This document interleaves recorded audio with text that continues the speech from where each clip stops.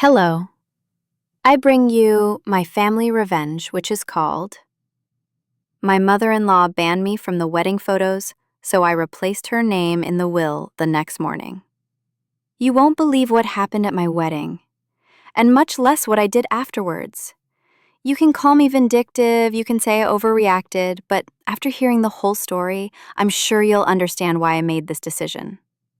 Because what my mother-in-law did to me on the day that should have been the happiest of my life was so humiliating, so cruel, that it completely changed our relationship forever. And when I found out what she really thought of me, well, let's just say two can play that game. Let me go back to the beginning. When I met Michael, I knew he had a very close family. His mother, Dorothy, was always very present in his life, maybe too much so. At first, I thought it was cute.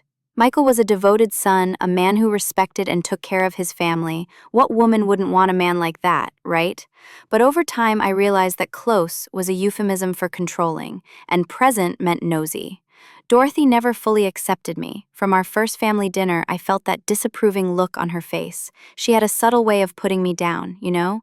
It was never obvious enough for Michael to notice, but I felt every venomous comment disguised as motherly concern. "Oh, honey, are you sure that dress is appropriate for church?" Or, "Michael has always liked more traditional women." Things like that made me wonder if I was being paranoid or if there was actually malice behind those words. But I loved Michael, and because I loved him, I swallowed a lot of it. I smiled when she criticized my career, saying that real women prioritize their families. I kept quiet when she suggested that I didn't know how to cook well and offered to teach me some basic recipes so that I could take good care of my son. Even when she completely rearranged the decor of our future home, saying she had more experience with these things, I took a deep breath and let it go. Michael always defended his mother. "She just wants to help," he would say. "It's her way of showing affection." And I wanted to believe that, I really did, because the alternative was to admit that I was marrying a man whose mother hated me and who would never be on my side. When we finally decided to get married, I thought things would get better. Maybe by being officially part of the family, Dorothy would finally accept me. How wrong I was. Wedding planning was a nightmare. Dorothy wanted to control every detail. The church had to be the one where Michael was baptized. The caterer had to serve family favorites. The flowers had to be the same as the ones from her wedding decades ago. And when I tried to suggest something, she looked at me like I was a bratty child acting up. "Honey," she'd say with that fake smile, "I've been planning weddings since you weren't even born. Trust me." The final straw came when she decided on the guest list. Half of the people I wanted to invite were cut to make room for her friends from church, people I didn't even know.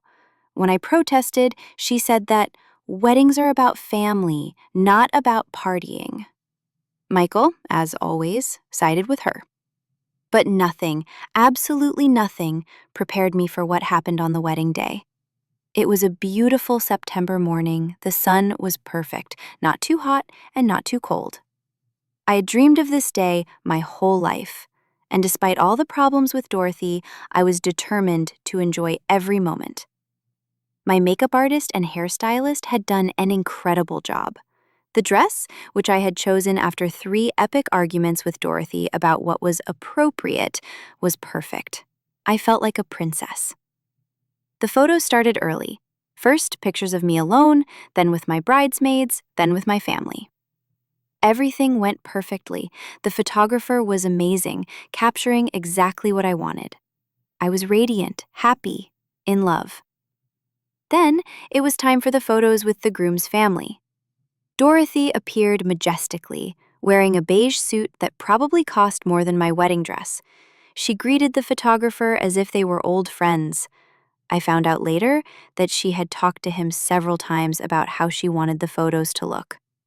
She stood next to Michael, fixed his hair, smoothed his jacket as if she were the bride. "Okay," the photographer said. "Let's take some photos of the groom's family." I naturally approached. After all, in a few hours, I would officially be part of the family. But Dorothy held out her hand, stopping me from getting closer. "No, honey," she said, still with that fake smile. "These are family photos. You can wait over there." I thought it was a joke. I looked at Michael, waiting for him to say something to defend me, but he was busy talking to his cousin and didn't even notice what was happening. "Dorothy," I said, trying to keep my voice calm, "these are family photos. I'm getting married to Michael and..." But Michael looked at his mother, then at me, and I saw something break in his eyes. "Mom, that's kind of..." "It's tradition, Michael," Dorothy interrupted.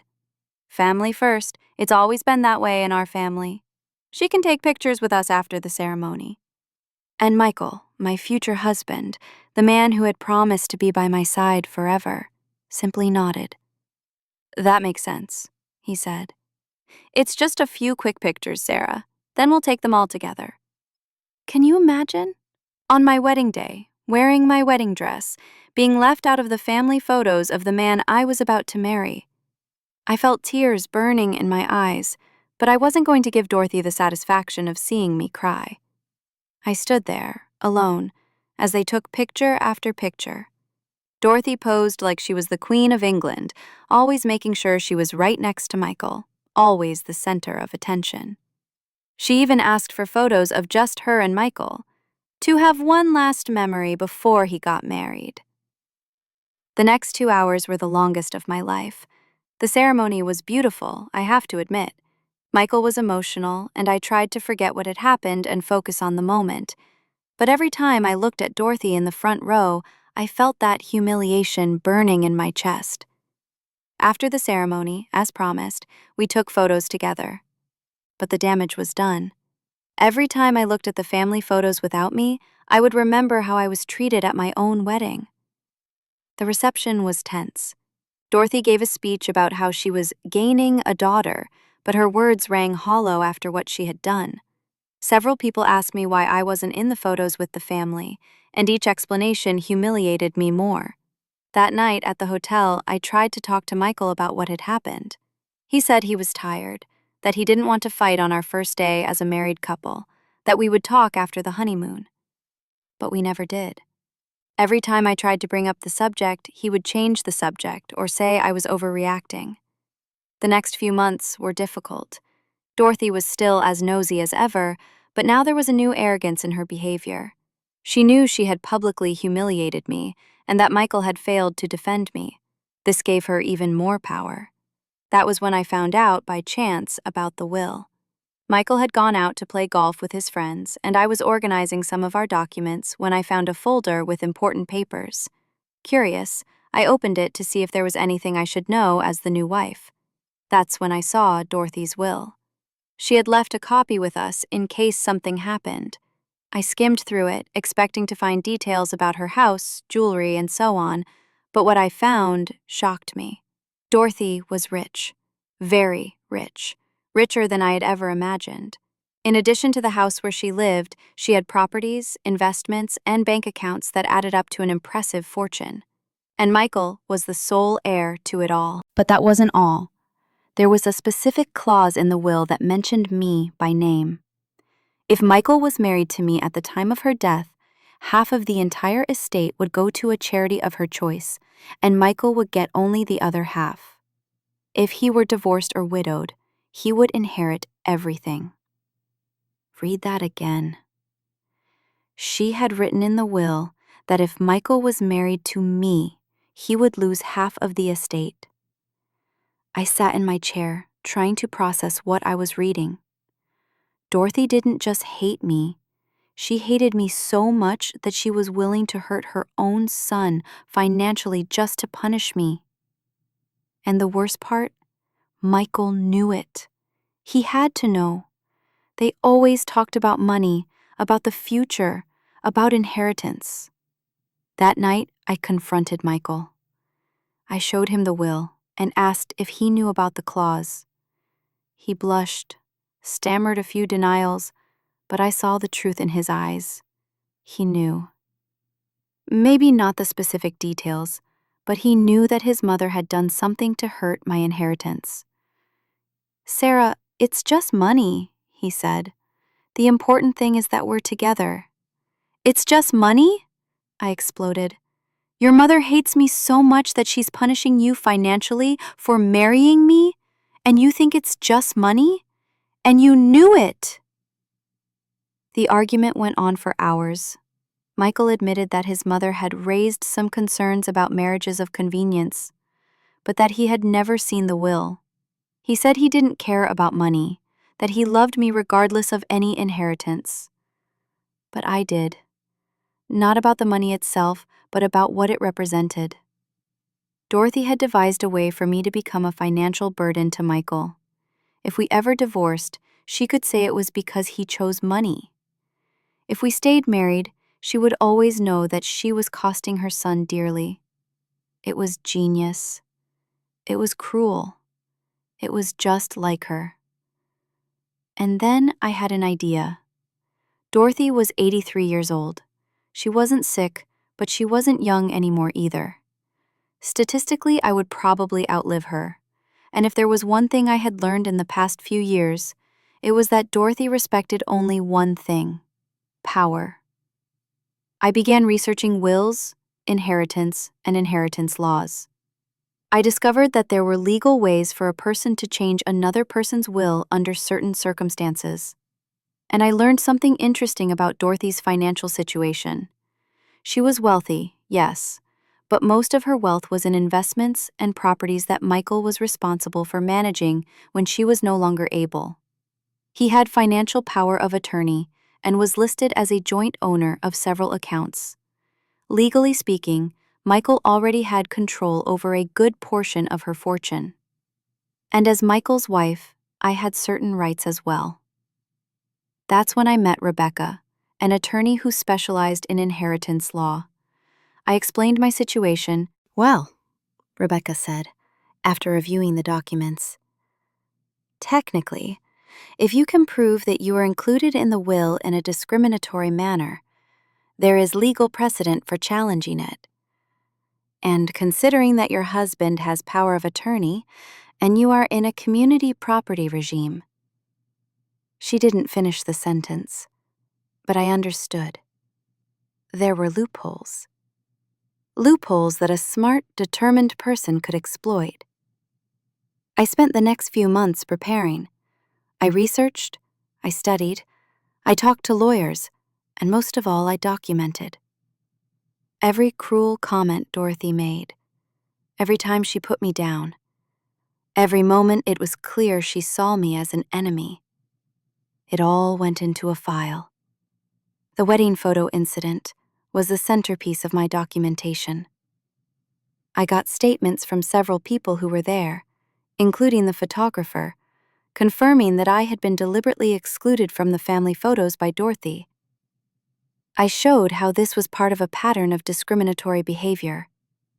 In the meantime, I continued to be the perfect daughter-in-law. I smiled at family dinners. I complimented her on her cooking. I asked about her health. Dorothy, of course, was still passive-aggressive.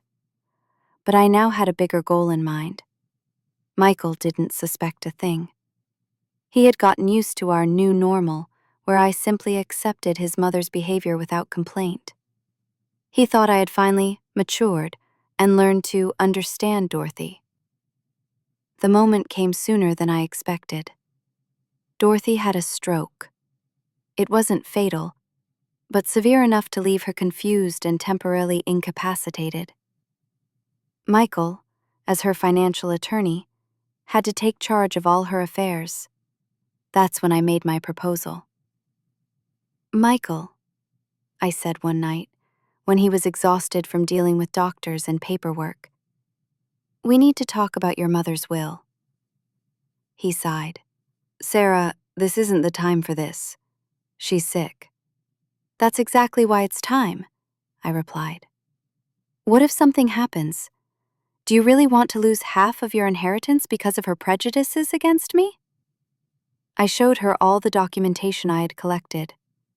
The discriminatory comments, the photo incident, the pattern of hostile behavior. I explained how a lawyer could easily argue that the current will was the result of prejudice and discrimination.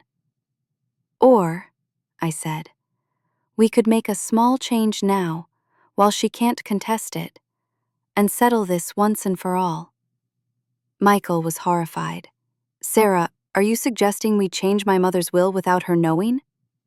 I'm suggesting we correct an injustice, I replied. She put me in that will specifically to hurt me. On our wedding day, she deliberately humiliated me. Now I have the chance to make it right. The argument was intense. Michael said it was unethical. If you don't, I finally said, I'll challenge the will in court when she dies. I have enough documentation to prove discrimination, and you two will spend years and a fortune on lawyers. Or we can settle this now, quietly. Michael was silent for a long time. I could see the calculations going through his head. He knew I was right about having a strong case for a challenge. He also knew that his mother had indeed treated me badly. What do you want? He finally asked. I want my name removed from the discriminatory clause, and I want recognition that I am part of this family, not a threat to it. It took 2 more weeks of negotiations, but Michael finally agreed. We used his power of attorney to make a technical change to the will.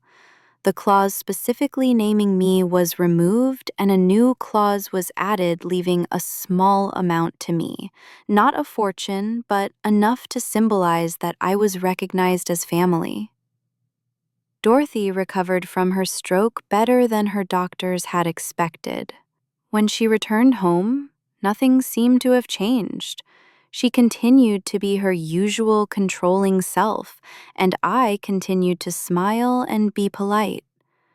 But now I knew something she didn't. When her time came, I would be recognized. The will she had used as a weapon against me now worked in my favor. Dorothy died 2 years later, peacefully in her sleep. Michael was devastated, as expected. I offered the support a good wife should, arranged the funeral, took care of the details. It was only at the reading of the will that Dorothy discovered, posthumously, what had happened. The lawyer read out the new clauses, including the part where I was mentioned positively and received a modest but respectable inheritance.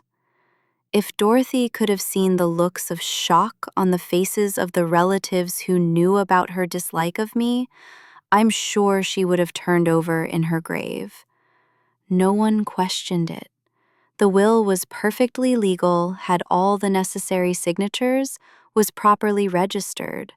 For all intents and purposes, Dorothy had changed her mind about me in the last years of her life. Michael inherited the house, the investments, most of the fortune. I received a sum that gave me financial independence and, more importantly, official recognition as part of the family. But the best part was discovering, among Dorothy's personal papers, a letter that she never sent to Michael. A letter in which she admitted that she knew she was being unfair to me, but that she could not overcome her pride to change, in which she said that I was probably a good wife for him, but that it was hard to accept that I was no longer the most important woman in his life. Today, 5 years later, Michael and I are still married. Our relationship has improved significantly since Dorothy's death. It seems that by removing the source of tension, we've been able to reconnect. He never knew exactly how the will was changed, and I never told him all the details. We used part of my inheritance to travel, something Dorothy never approved of when she was alive. We bought a new house, far from the memories of her interference. We are considering having children. Sometimes, when I walk past the photos of our wedding on the wall, I see those family portraits where I'm not included. And I smile, because Dorothy thought she was putting me in my place that day.